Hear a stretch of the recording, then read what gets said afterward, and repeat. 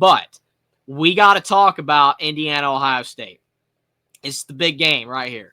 Because this game, as I've already mentioned, is going to determine a lot for the college football playoff and also the Big Ten title race as well. Because the winner of this game should make the Big Ten title game. It would basically be impossible for the winner not to make the Big Ten title game. I mean, there is a chance, there is a weird scenario somehow where the winner of this game doesn't. Like if somehow Indiana lost to Purdue, which even then I still think Indiana would most likely get in, but maybe there's still a scenario where they don't. Maybe Penn State would leapfrog them then. I'm not 100% sure, but I do think that Indiana might still get in. But Ohio State, all they have to do is not lose to Michigan. If Ohio State loses to Michigan, then they would still miss the Big Ten title game. But the way Michigan's playing, you never know, though. You never know. You can't just, like throw it in the towel, shoehorn it in, pardon the phrase, the horseshoe with the Buckeyes. It's going to be at the shoe for Michigan, so it's going to be a tough game. But still, I mean, you would think Ohio State would be able to beat Michigan because Michigan has regressed hard this year. Still have a very talented defense, but their quarterback play is atrocious. So, I mean, as long as Ohio State, hits 20-something points, they should beat Michigan.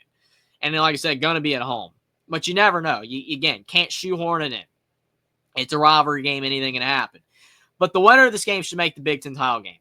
But the difference with this game is that despite the fact that Indiana's had this great season that they've had, they're still 12-point underdogs. They were 9-point underdogs, but they moved it to 12. Everybody's backing the Buckeyes. I don't blame them. It's at Ohio State. And Ohio State has 5 stars out the yin. Indiana has 0 5-stars, which is hilarious why earlier today Tommy Tuberville said that Indiana bought their team. And it's okay, everybody's buying their team. Indiana has no 5 stars. They're all 2 stars and 3 stars. Some were 0 stars. So, yeah, okay.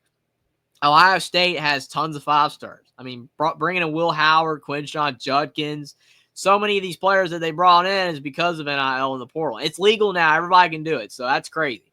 Well, looking at Ohio State's roster, I mean, Will Howard has been getting the job done. He's been getting the job done. He hasn't been spectacular. I mean, 186 to 255, 2,484 yards, 73% completion percentage. Those are all good. And 24 touchdowns and 5 picks. It's pretty good. I mean, he's just hasn't been spectacular. He's been good. He's been doing his job. And honestly, that's all he has to do to win this game. Because, I mean, I remember when they played Penn State, I think he only threw for 180 yards. He did have the pick 6, which was bad, which I really think if Indiana has a shot to win this game, they're going to have to force a defensive turnover.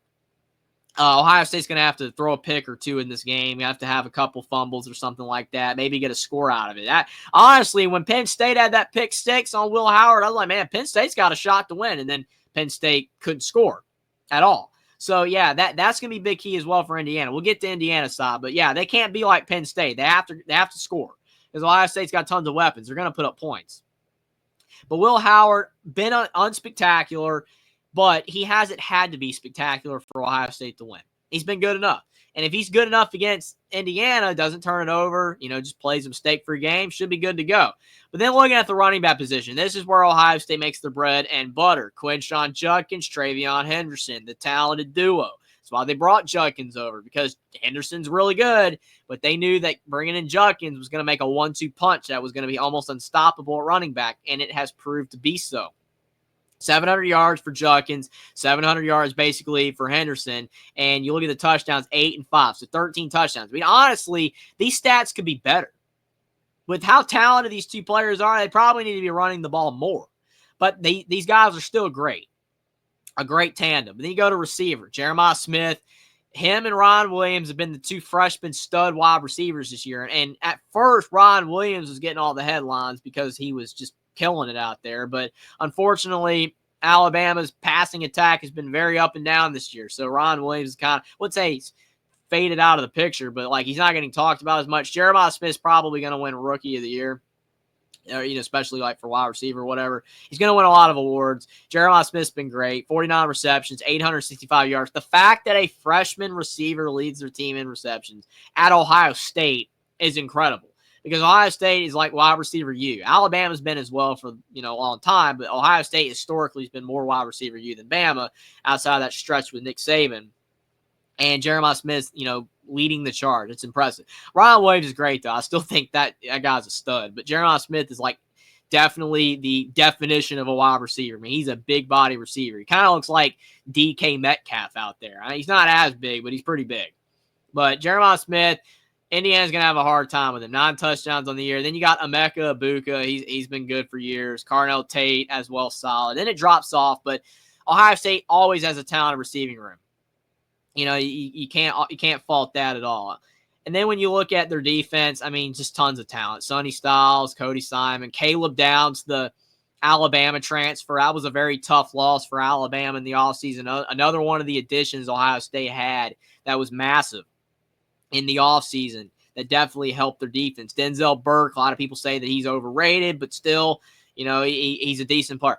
Overall, great defense for Ohio State. They got studs. They got more talented players than Indiana all across the board. Doesn't mean still that they're going to win. Absolutely does not. Indiana's going to have to play a fantastic game to win. It's possible. But Ohio State definitely just has a ridiculous talent advantage. Jack Sawyer as well is really good. Then you go to the Indiana side. Curtis Rourke. Missing, keep in mind, because a lot of people are going to say, I've said, Will Howard's unspectacular. The thing is, with Will Howard, the reason I say he's been unspectacular is the past few quarterbacks, besides Kyle McCord, the last few quarterbacks for Ohio State have put up really good stats, like insane stats. Will Howard's been kind of a step back overall, but still solid. For Curtis Rourke, 171 at 238, 2,410 yards, 71.8% completion percentage, which for an Indiana quarterback is insane. 21 touchdowns and 4 picks. That right there is fantastic for an Indiana quarterback. They have not had a guy like that in forever. Even Penix couldn't put up that good of stats because he missed so many games. He was always hurt, unfortunately, because of Indiana's bad O-line. And that's a big reason Indiana's been better this year. Their O-line is significantly better, which has helped Indiana compete. But Curtis Rourke, though, what's impressive is that he's missed a game and a half. Imagine if he had played in every game this season, all the games. His stats would be even better than this. He probably would have 2,700 yards and maybe 24, 25 touchdowns instead of 21. Having great stats. He's like 6th in the Heisman voting. It's just so impressive for Indiana to have a guy in the Heisman voting at quarterback. I didn't even think that was possible with all their O-line issues, but they've really fixed those problems. Rourke's been great. Then you look at Indiana's running backs. Justice Ellison, Tyson Lawton, way less talented than Judkins and Henderson, but not far behind in stats. And with rushing touchdown 9 and 9, I mean, they've been almost better than Ohio State's running backs, but easier schedule. That is true. Easier schedule than the Buckeyes have faced, where they faced Oregon and Penn State. Indiana hasn't had those teams. Still with Michigan, though. But IU did not run the ball very well against Michigan. I will say that. But still, Michigan had the best D-line in the country, whereas Ohio State's D-line is like 22nd. Ohio State does not have as good of a defensive line as Michigan does, which is insane to say because Ohio State historically, is like really good at D-line, and they still are, just fantastic defenders, but Michigan's been better the last couple of years. But then Indiana at receiver, Elijah Surratt, great season, 38 receptions, 685 yards, and 6 touchdowns. Had a couple of uncharacteristic drops against Michigan. Got to clean that up. You can't have drops on the road at Ohio State, and that's going to be the toughest thing for Indiana. They have not been in an environment like the Shoe all season. Their toughest environment on the road was at Michigan State, and Indiana basically took out Michigan State's environment by half with their play. So it's going to be a different environment in the Shoe. They're practicing for it with crowd noise, but nothing is like the real thing. It's going to be interesting to see, if their adrenaline and just being hyped for this game can be enough for them to, mute that crowd noise. Omar Cooper's been great this year. Miles Price, he got banged up against Michigan. It looks like he'll be back, though. It does look like Indiana's going to be at full strength. The only thing I'm worried about, though, is that Indiana's right guard, he's out for the season, Drew Evans. He got hurt in practice before the Michigan game. Tough thing about it is that was Indiana's weakness. With Drew Evans out, and in Michigan, it's great defensive line. Curtis Rourke had a lot more pressure put on him than he's had in weeks past. So I do think that Indiana's going to have an issue with Ohio State's D-line. Ohio State, though, they have a couple linemen out as well. So maybe Indiana's D-line can take advantage, even though, again, way less talent. It's going to be interesting, though. Indiana, their offense is really good, but we saw against Michigan that it can stall against really good defenders. Indiana's kicking game's good, so is Ohio State. That's without even being said. But then Aiden Fisher, 98 total tackles, way more than Ohio State's top defender. Aiden Fisher's been great. Then Jalen Walker, has been really good. Mikael Kamara, guy's a beast. 9.5 sacks on the year. Didn't have a sack against Michigan, but he was so close several times of getting Davis Warren to the ground. D'Angelo Pons is really, really good, but man, I wonder, they're going to have to put him on Emeka Egbuka.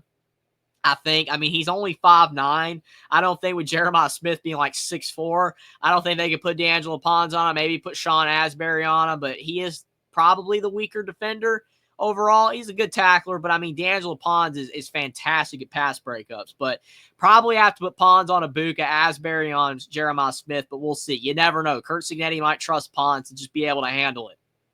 But Indiana's defense going to have to force Ohio State into a mistake or two, just like the Buckeyes will. I think whoever turns the ball over more will have a great shot to win. I think if Ohio State forces Rourke into a couple picks, most likely means the Buckeyes will have this game.